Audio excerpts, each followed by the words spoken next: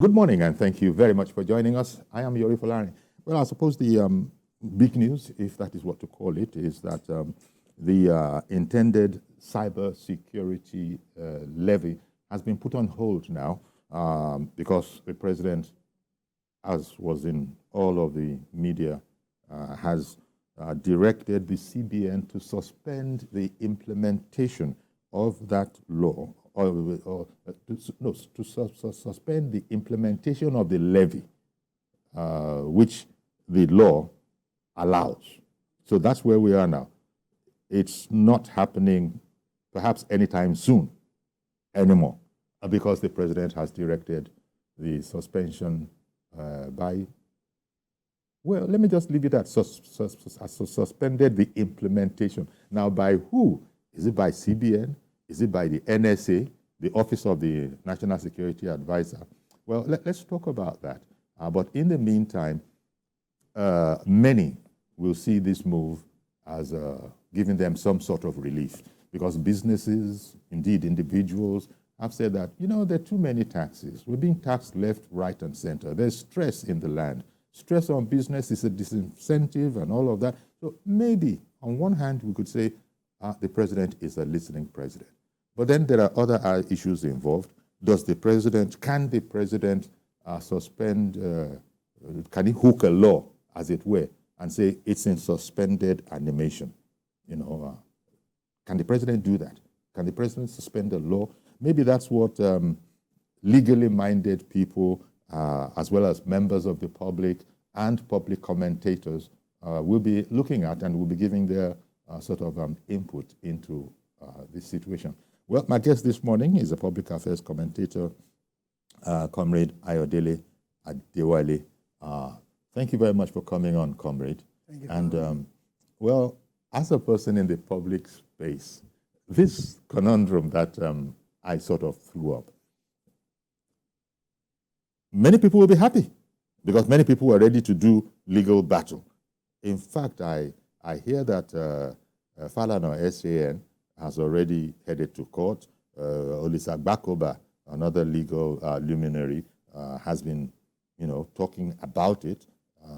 Many Labour, I could say that's your constituency, has said, kia, they must cancel it. We're all looking. In the National Assembly, the House of Reps, through the minority leader who raised a motion, has said, this is just not on. The Senate is a bit more conciliatory. Anyhow, the president has sorted everything out by saying, you know what, just suspend the implementation of that. So what I'll just say, when you look at that, all that makes, what is your impression about this state of affairs regarding the suspension of the implementation of the cybersecurity levy, scheduled for when the CBN announced it 2 weeks from now? Well, my thought is that democracy is at work. Okay. And that's the beauty of it all, that we must listen to all shades of opinion and all of that. But it would have been more germane if key players in this activity right now had been very much active during the process of the bill that have turned to law. Okay. And many of these arguments and contending views would have been put to rest. Okay. And the bill that have turned to law would have been sharpened towards the perspective that everybody will agree on. An example is the student loan that is now being implemented. When it came on board, you saw different opinion, different shades. Well, that one is about to be launched. Yes, you know, yes, it's imminent. But it was taken back and it was reshapened. Yes. And I have not been hearing people, you know, trying to shoot it down. No, because most of the issues have been addressed. That is why I'm saying that they can be likened. They can be likened and all that. So that's why I said that it's democracy at play. But if key players have been, you know, putting up their views prior to now, we would not be in this situation that we find ourselves. You know, I hear you. And, you know, the president is he's a man that has so many different issues in front of him, on his desk, so to speak. requiring his attention. He's juggling so many balls in the air. I have heard commentary along the lines of a contributor to this program, maybe he'll be able to call him, Sonny Adenuga. He has opined that, you know what, if you leave it to me, if you leave it to me, I would blame the advisor, the appropriate, the relevant advisor in charge for not advising the president that there are implications to it that we perhaps need to spend a bit more time ironing the creases out of. He probably was more interested that, you know, the president's advisory team were probably much more interested in the law itself and didn't iron out all the kinks. But when the backlash now hit, the president, maybe for the first time, has now said, hang on, because according to the Minister of Communication, he said it was exhaustively discussed at the Federal Executive Council. And when it was now exhaustively discussed, and following from all the, I won't call them threats, but notices of our displeasure and what we intend to do about it, they now discussed it exhaustively, after which the president must have given the order that, you know what, Mr. NSA, suspend the implementation. No, but he didn't even, if you look at it, it's to the central bank that the directive was reportedly aimed. The president has directed CBN to suspend the implementation of the Cybersecurity Levy. I wouldn't say the president was wrongly advised, no. He was advised from the perspective of law, and he also had to act along the fringes of law. But again, the president has acted as a leader of all, who again must listen to all views, no matter how contending these views are. And he must also take a position. And I think part of the position he has taken now is that the matter be suspended to also allow for wider consultation, in which he would have to make his final decision when the time is right. Yes, so the president has taken two different positions, you know, in close proximity to each other. The first decision was to sign the bill into law and carry go. Let's action it. And then, you know, shortly after, whatever happened, the president has adverted, you know what, chill a bit, you know, chill a bit. And you were saying that all of this probably is towards answering the cry of democracy and also putting the due weight on feedback. Because among the things that were said is that the president is not immune to the feelings of people. You know, so it is in that light that this was done. Well, this whole thing was supposed to have been, you know, when the announcement was made, it was supposed to be within 2 weeks of the implementation. And I have heard all sorts of commentary as to why was it even the office of the office of the National Security Advisor that was supposed to be implementing? Is it not a form of taxation? Is the office of the National Security Advisor now something of a revenue collecting agency? You know, once the legal minds get in on matters like this, well, I suppose one can just find a good seat and listen to all the arguments and contributions that will come. But from the point of view of the ordinary citizen, people like me and out there, I don't know if I can call you an ordinary citizen, they are looking at it as one less tax. Now I'm happy that the president listens to us. NLC is supposed to be on our behalf. The National Assembly is supposed to be on our behalf. Is it not a bit curious to you that in the National Assembly, the minority leader in the House of Representatives, he's the guy who was saying that no to this, and it was being vigorously defended by his counterparts in the Senate? Well, to answer your question, and before I do that, I will say I'm an ordinary citizen of Nigeria. An ordinary citizen from this context is a basic citizen of Nigeria, a true born Nigerian, and on the context of that, I'm an ordinary citizen of Nigeria. Now, looking at whether the office of the NSA has that right or not, I think more information needs to be gotten. I mean, we need to get more information about the activity of that office towards generating these funds. But I do know very well that I don't think his men and officers will be out there to be knocking on doors to get funds and all of that. Perhaps they will be working with the sister agency in order to achieve this purpose, monitoring. No, it was even supposed to be deducted at source, Even at that, they have to work with the sister agency, right, in order to achieve this purpose. I think we need to actually look clinically well on how this will be achieved before arriving at such conclusions. Okay, but so how would you put it?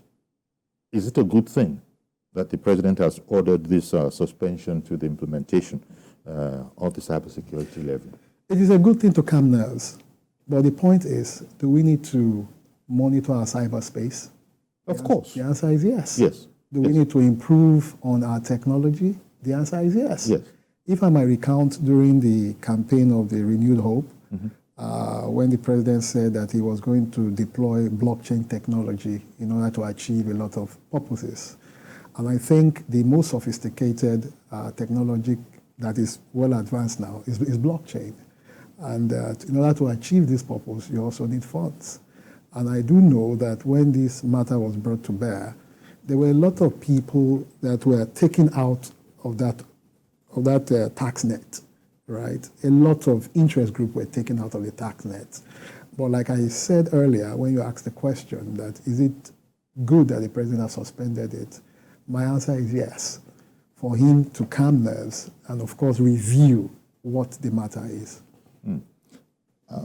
You asked the rhetorical question, do we need to secure our cyberspace? Of course.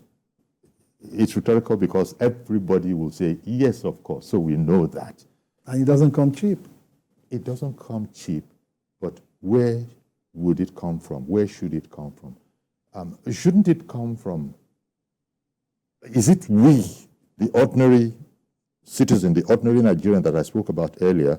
So now I can say you and I, as opposed to the last time. We are all ordinary citizens of Nigeria. But you know what I mean, comrade. No, I don't. Okay. I don't. Okay, so are we the people that should now bear the brunt of this? Or is government to find the means? There are exemptions.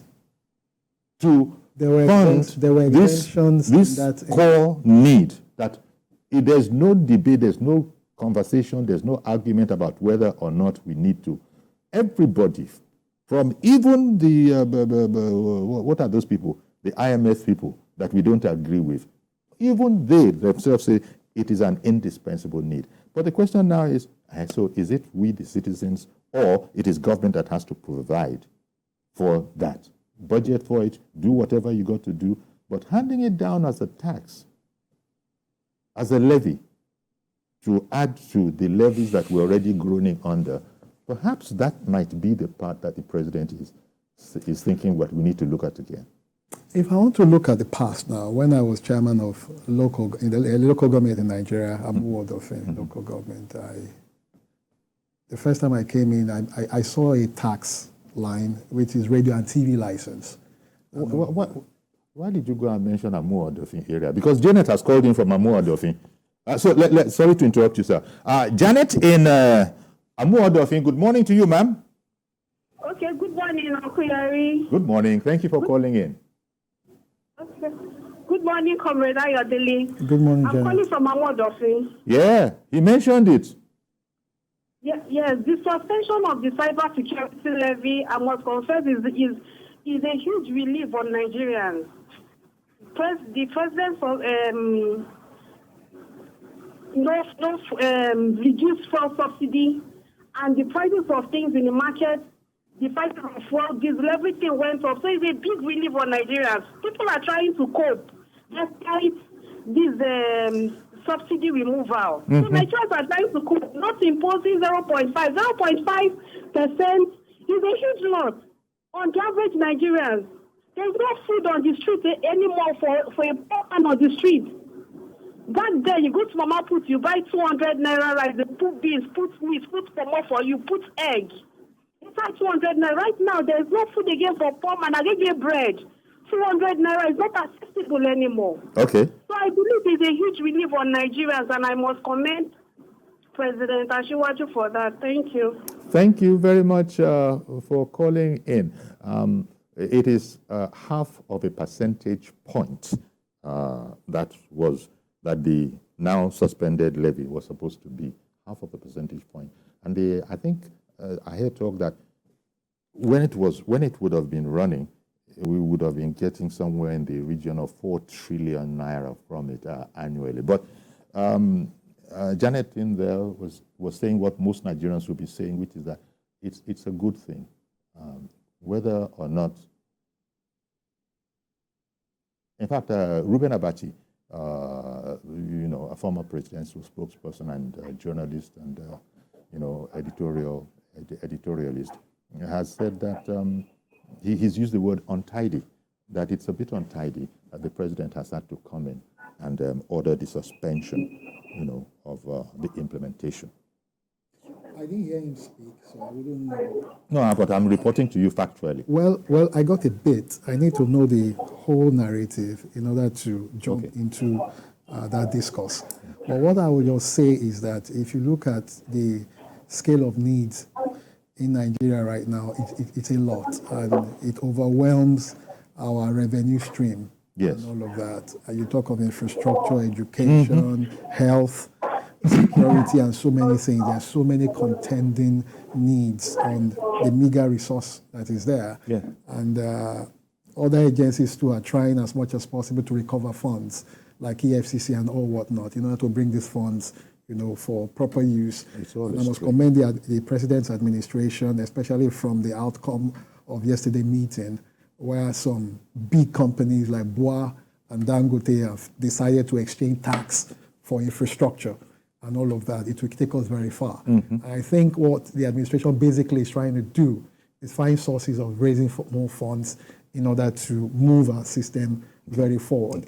But again, they are also very mindful that there will be a class of people that will not be able to afford this. And that was why they excluded them from the tax net. Because when I read it, I saw a lot of exclusion and all that. Okay, yeah. There's a lot of exclusion. Yes. But I think where the heat is coming from also is that some people who are within that tax net will also have to revert back to we basic Nigerians in order to up their profit to get these funds, right? I think that's where the issue is. But we must commend the president to have halted the whole process in order to review what is on ground. Then he takes his final decision. Okay. Good morning, Mr. Benga in Abuja. Good morning, Mr. Yori. Good morning, Mr. Ayode. Good morning, sir. On this issue of cybersecurity levy, the brouhaha and the kind of traction it got really surprised me, really from the highly placed politicians like the Vice President, Obi, and the rest. And I was asking myself, this is an act of parliament that passed through first reading, second reading, public hearing, and a lot, even the final something.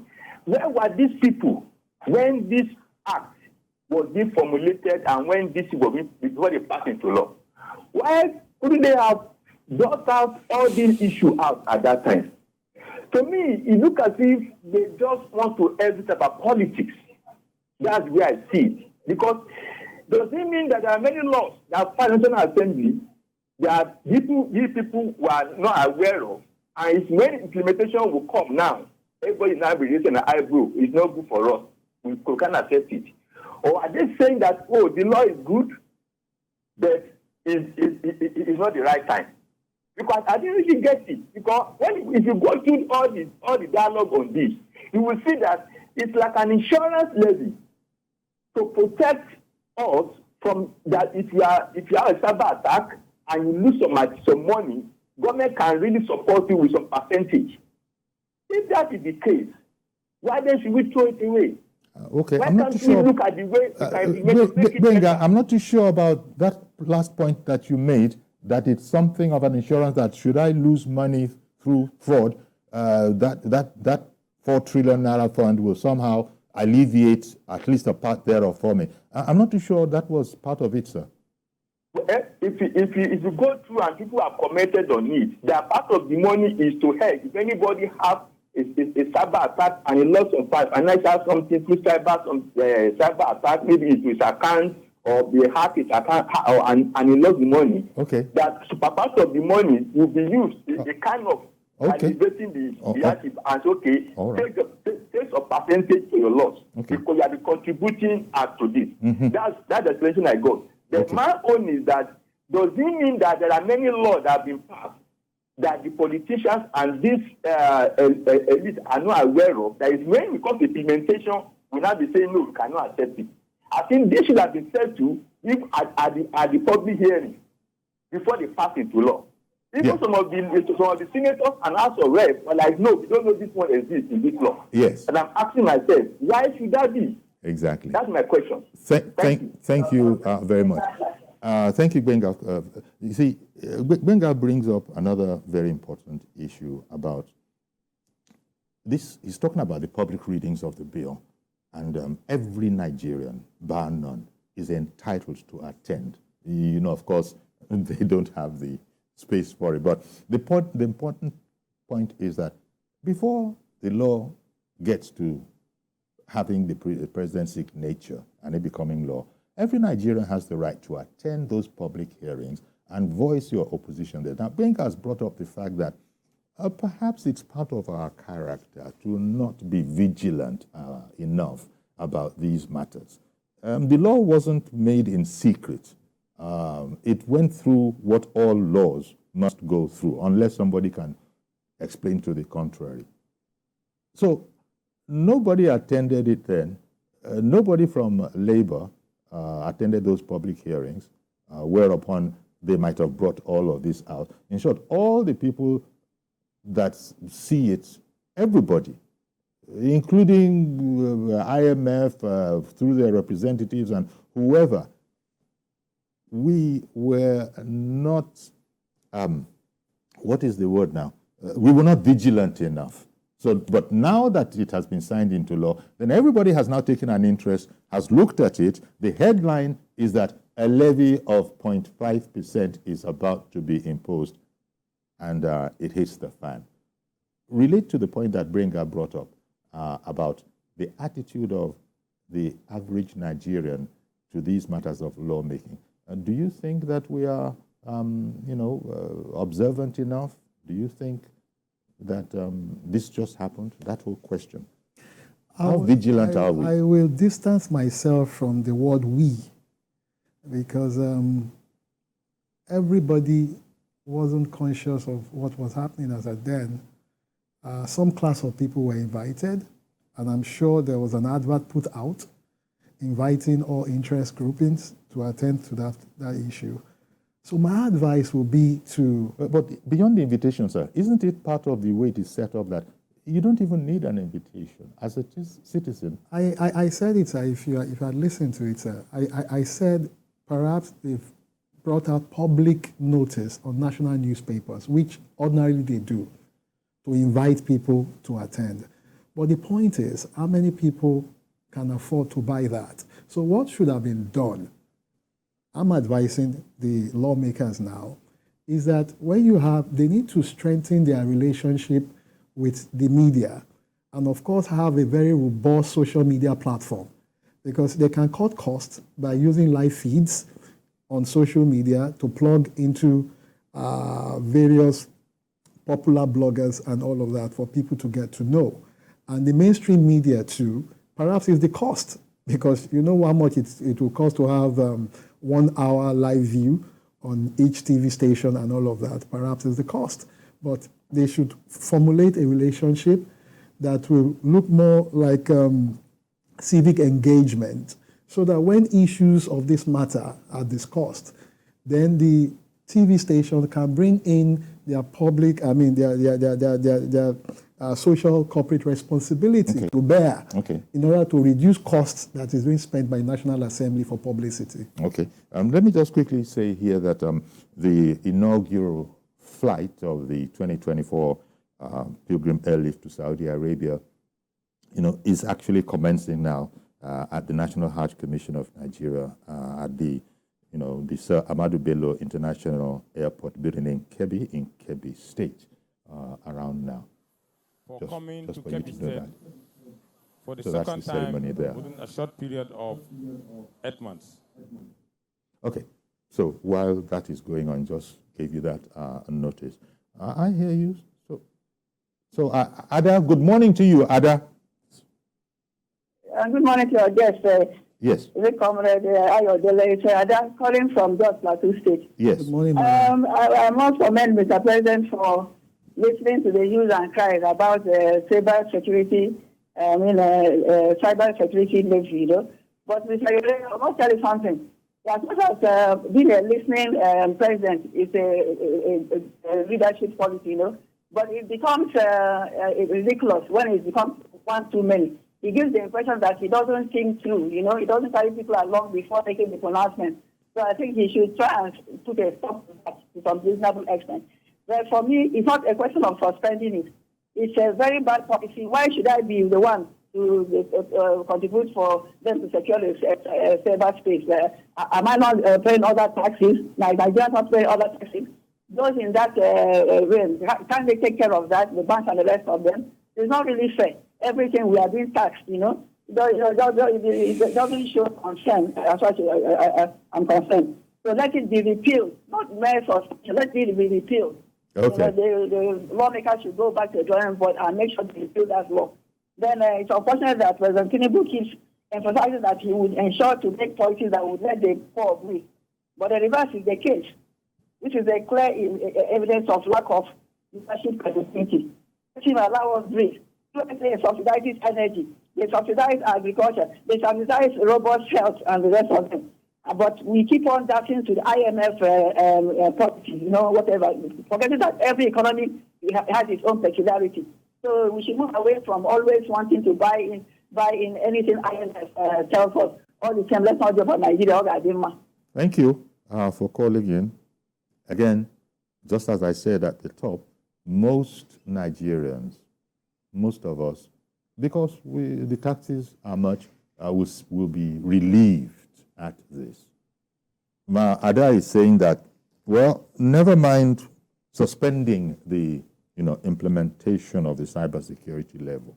Mr. President, please cancel it, revoke it. Just go back on it. Let's all go back to the drawing board, look at all of this again, and determine what to do. As Ada said, she's speaking for a lot of Nigerians who have asked the question, should I be the one that should be paying this? Government should source the funds for that. I'm already over-labored, overburdened with taxes and levies. One thing we must be very clear about is that many of these taxes does not concern everybody.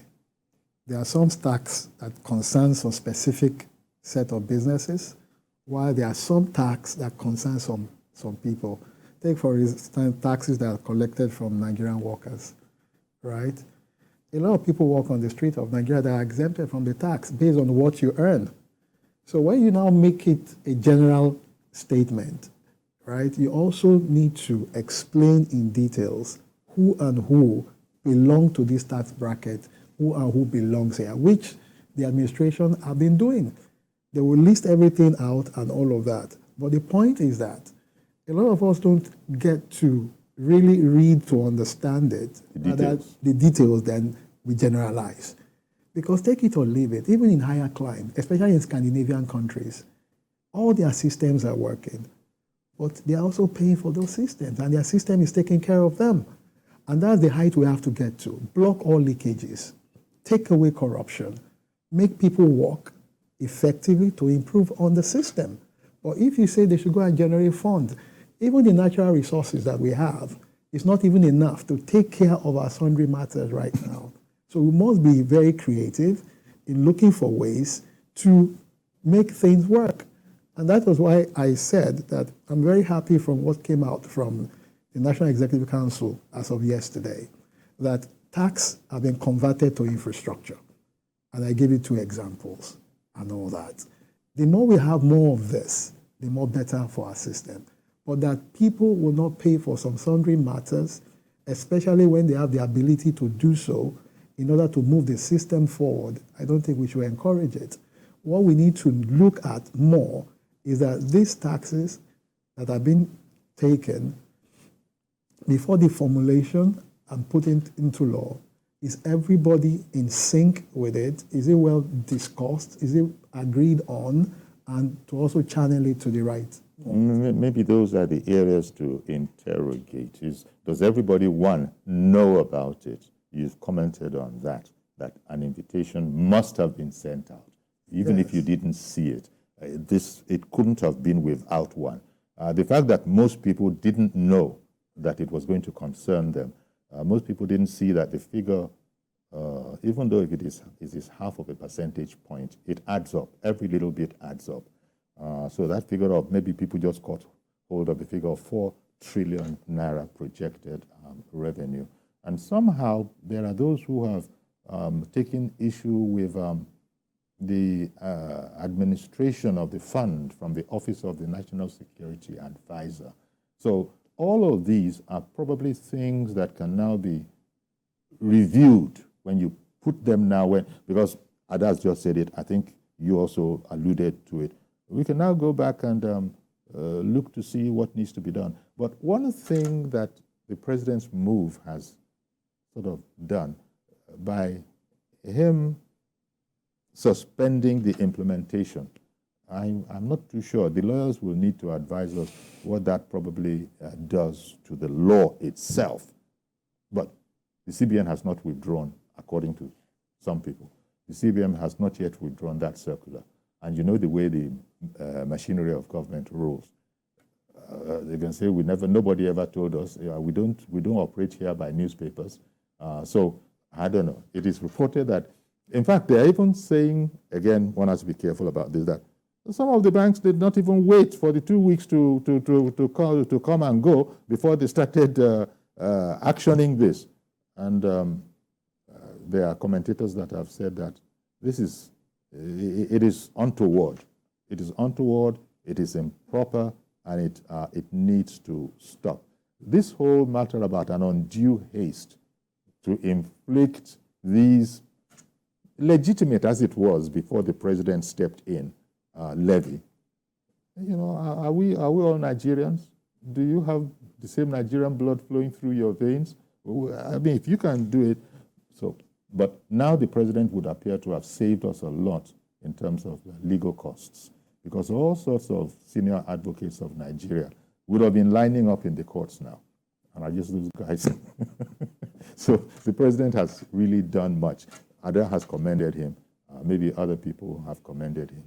But when we, the people, when we missed the opportunity to go attend that setting, to honor that invitation that was put out, and that's where some people have now put it on the advisor to the presidency. Okay, Mr. Advisor, what were you looking at? Did you not see it, Mr. Advisor, in that particular specialist category? I think lawyers of the now and a lot of civil society change agents should start acting like people like Chief Gani Fawemi of blessed memories. For everything that passes through the governance stream, Gani is always very interested. People like Dr. Becker and Sonkuti, for everything that passes, they are always very interested. They don't wait for the crescendo to happen before they put their intervention.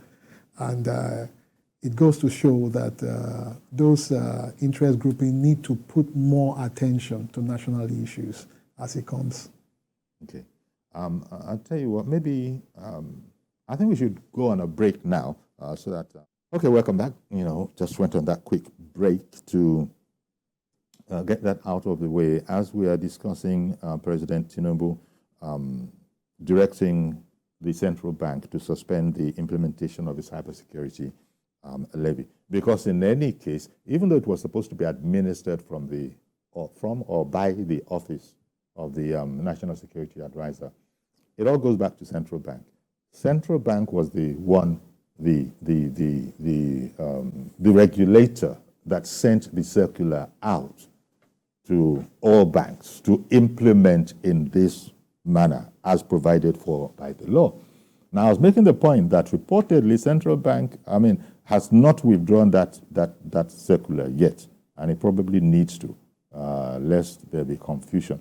Now, I hope that they won't go ahead and do so, but it is thought that the way government runs in this, in civil services, civil services, is that no, it's not from the newspaper there.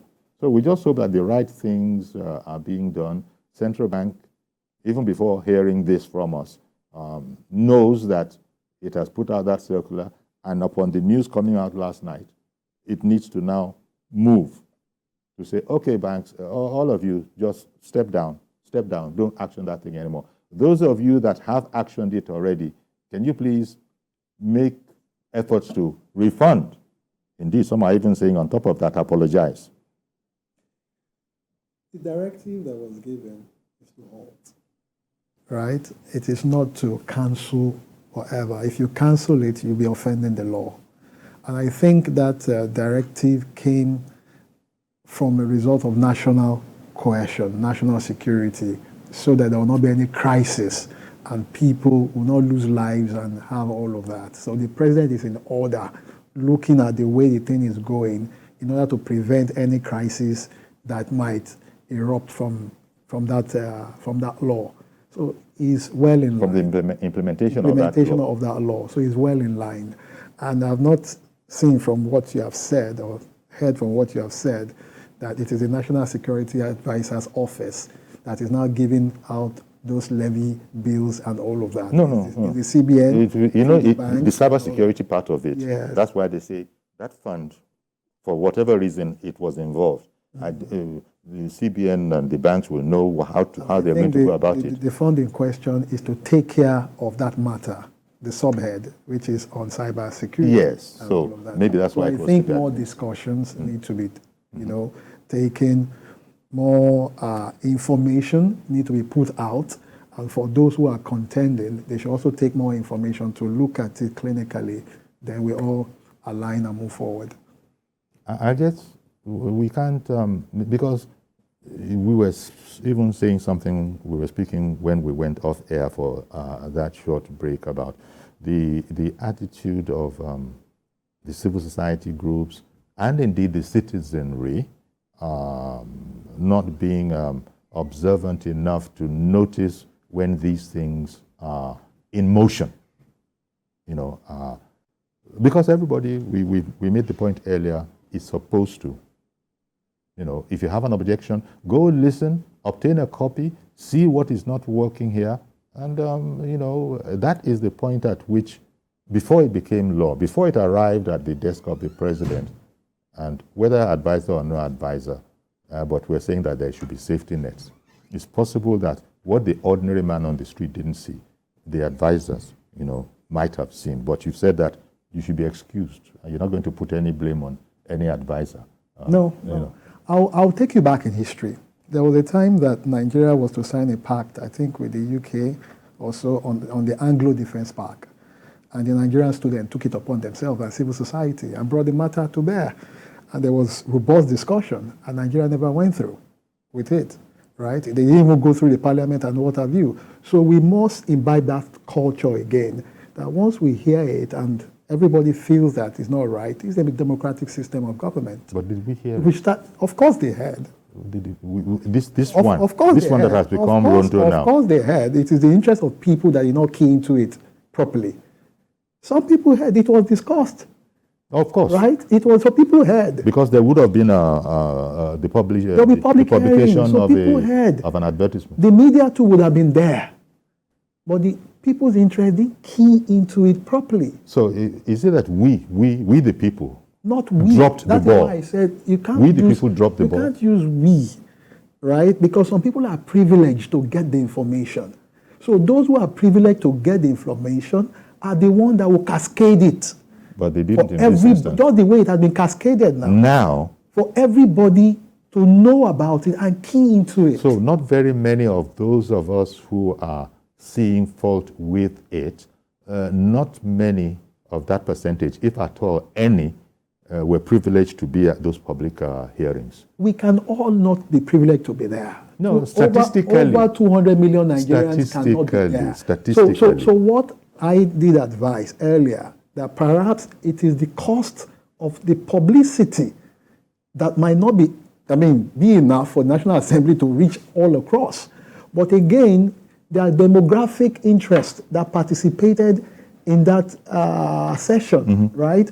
Those interests are meant to go back to their various constituencies. But that was right? not done. I can't say. No, So it is evident. It's clearly, it's evident. Look, I was the mobilization officer for Pronaco that was headed by Chief Anthony Enauru of blessed memory, right? When we were trying to put together a people's constitution, Professor Shoyinka, Dr. Beko, everybody rallied round in Nigeria and in the diaspora. And we made sure that we got across to people of different interest groupings in Nigeria. And everything we discussed was also taken back, for broader discussions. So whenever any bill is put on the table in National Assembly, people should key into it. You operatives at that time were very, very keenly alert and keenly interested in the subject matter. So what you have described came to pass. You were anxious to get back. After all, laws are made for people.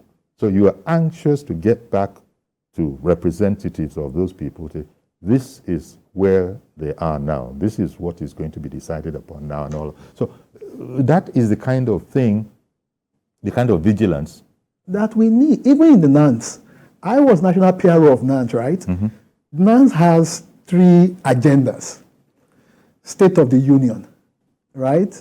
State of the organization, state of the nation, right? Under state of the nation, everything in Nigeria that comes to our hearing, we discuss it. So all of these civil society organizations, self-determination organization, market men and women, professional groupings, every religious grouping must put their ears on the ground. Okay. Right? It's a democratic system. So it belongs to all of us. So it's in that sense that the ball was dropped. What ball? The ball of vigilance. Definitely. Take, for instance, if tomorrow the issue of same-sex comes to the National Assembly, I can bet you every Nigerian will be interested. Will know that conversation is going on. It's going on. So it depends on the interest of the people, regardless of whether we're interested in a particular agenda or not. All agendas must be taken back to various constituencies to discuss. Okay, so, well, one cannot go on repeating that. I don't think anybody is even going to protest this, because what we would have wanted to be achieved by it would have been the whole issue of, excuse us, we don't like this, it's not right. But that has been averted now, because the president himself has said, you know what, let's suspend it. Ada said, never mind suspension, can you people just remove it? Can they just cancel That is Ada's view. Yes, now. Some people will bring another view that, no, let's continue with it. So you sitting as the president now, what would you have done? Let's see what Mazi Okorafor thinks. Mazi Okorafor in Arochukwu, good morning. They told me that you were there, Mazi Okorafor. Hello, good morning, Sayodi. Good morning. Good morning again, Mazi Okorafor. Honestly, what you are discussing this morning is very, very interesting.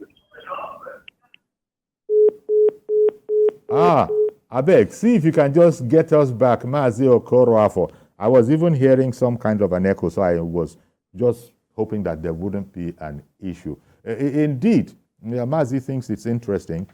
Yeah, it is. In fact, cybersecurity technology experts, they're also highly interested in this because they know the importance of cybersecurity. We've established that the conversation is not about whether or not we need.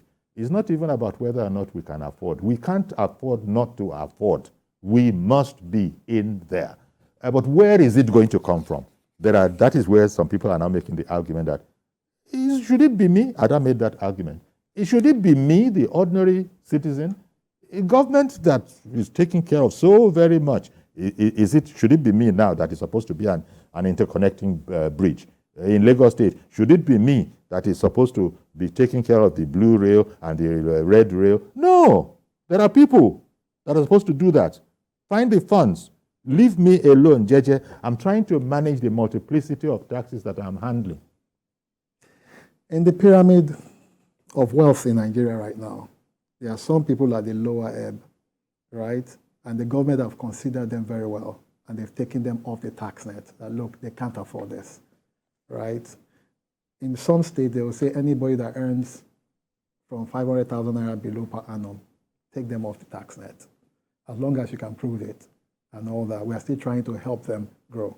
But I can tell you that anybody that uses WhatsApp now, there's a big threat of somebody coming to take over your WhatsApp from you and use it for sinister. Indeed. Yes, they are doing it. They will call you. Yes. They're having a WhatsApp meeting. They will give you some binary codes. Once you call those codes for them, right, they will activate it and take over your WhatsApp. Indeed. And they will start using it either to blackmail you. We hear or that every day. A lot of things are happening. So where will that cost go to if you go to the police?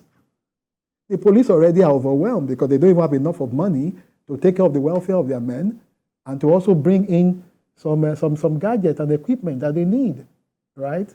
So if this kind of, law is coming, right, the administration under the president's leadership have taken off a lot of people that they know cannot afford this, right? And they've also spread to people that they believe can afford it. And once this money is gotten, it's for the general purpose of everyone. I hear you, but thank God that law has been, everybody would have been involved because the exemptions, for instance, are in areas like, for instance, if it is for school fees, then there's an exemption.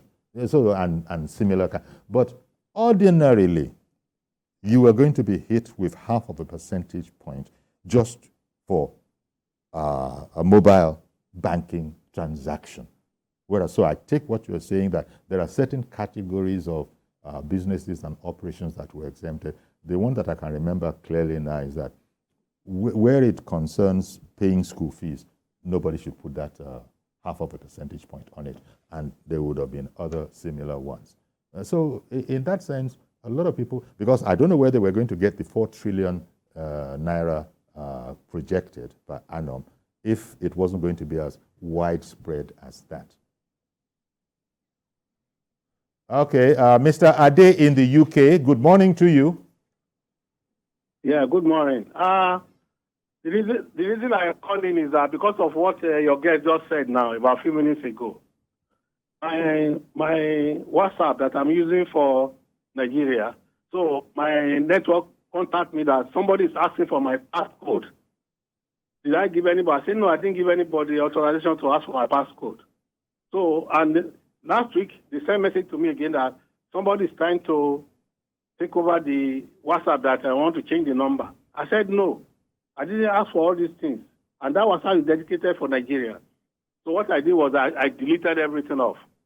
Because so what your guest is saying now, I didn't know. I thought it's only apply in Nigeria, but I had the experience. So this is a serious issue with WhatsApp now. So everyone should be very careful. Thank you very much for calling in, Ade, in the UK on that. I mean, it goes without saying. This is the kind of thing that we're talking about. It's a global problem. The world has become a very small village since you can traverse it from your smartphone. So to that extent, it used to be a big deal to go from here to Finland or to the UK or to wherever. But now, just sitting down. So in that sense, and then the insecurities have sort of been blown up. Ade in the UK, thank you very much for calling in and telling us that as they're hitting you there, they are doing it here. And much more importantly, when it concerns, just the example you gave, when it concerns the security, so many people have lost access to their phones by not being careful.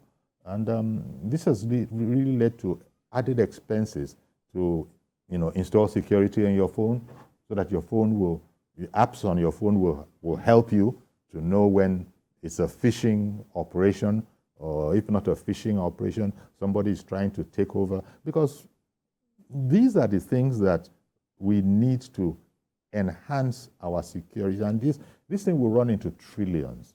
Every day we're hearing about some smart aleck having found another way to sort of crack into the privacy of your operations.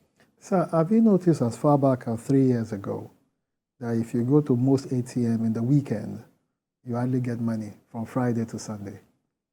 Some people are hitting the banking system. The bank won't come out and start talking, but if you go very closely, well, they will tell you what they are going through.